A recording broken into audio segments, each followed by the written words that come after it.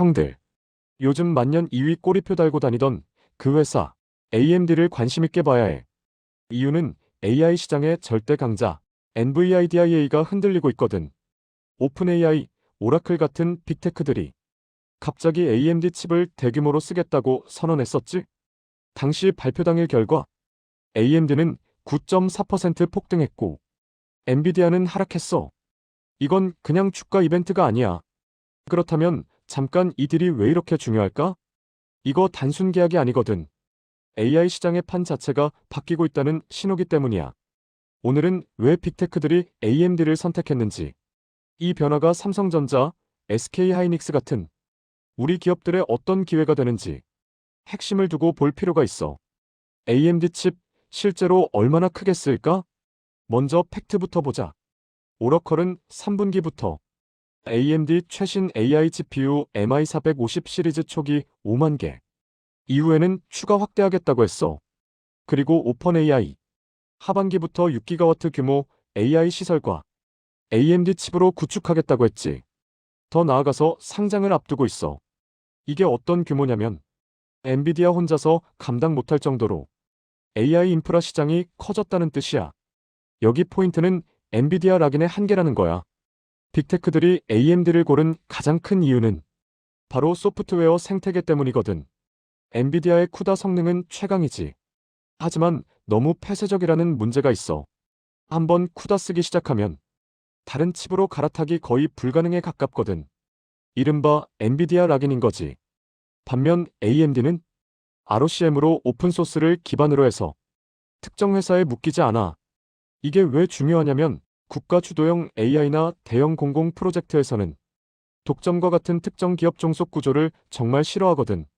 CPU 수요, 공급이 못 따라가는 것도 포인트야. 지금 AI 데이터 센터 증설 속도, 솔직히 말해서 비정상적일 수밖에 없어.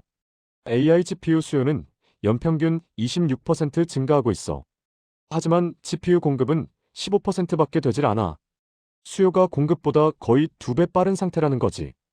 오픈AI 공동 창업자 그레그 브라크먼은 딱 이걸 겨냥해서 발언한 바가 있어. 우리가 하고 싶은 모든 걸 하기엔 컴퓨팅 파워가 턱없이 부족하다.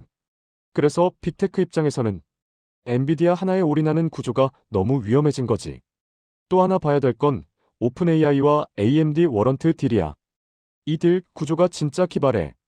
오픈AI는 AMD 칩으로 6기가와트 인프라 구축하겠다고 했지. 대신 AMD는 오픈AI에게 지분을 살 수 있는 워런트를 발행해. 쉽게 말하면 이거야.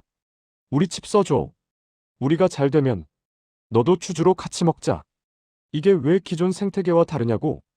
그동안 엔비디아는 오픈AI에 투자하고 오픈AI는 다시 그 돈으로 GPU 사는 순환 구조 생태계였어. AMD는 성과 연동형 동반 성장 구조인 만큼 1기가와트에서 6기가와트로 커질수록 워런트도 단계적으로 확대되겠지?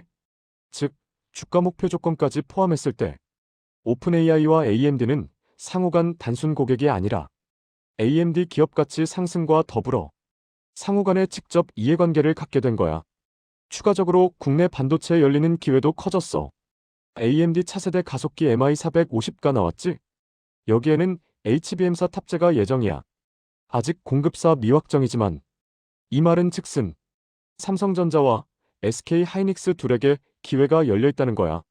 삼성전자는 MI350에 HBM31을 이미 공급한 이력이 있어. 게다가 생산 능력이 크지.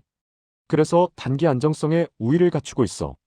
SK하이닉스는 HBM사 양산 준비 완료된 상태로 AMD와 협력 역사를 가지고 있고 장기적인 경쟁력을 갖추고 있어. 최종적인 선택은 AMD 출하 일정에 따라 다르겠지만 하이닉스나 삼성전자의 추가적인 주가 상승에도 영향을 미칠 가능성이 높다는 거지. 변수는 인텔까지 참전해 판이 커졌다는 거야.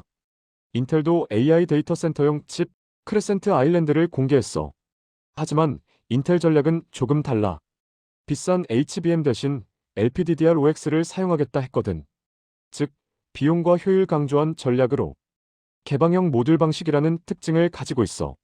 엔비디아 AMD의 폐쇄형 생태계와는 다르게 확실한 차별화를 둔 거지. 그렇다면 AMD의 진짜 숙제는 뭘까?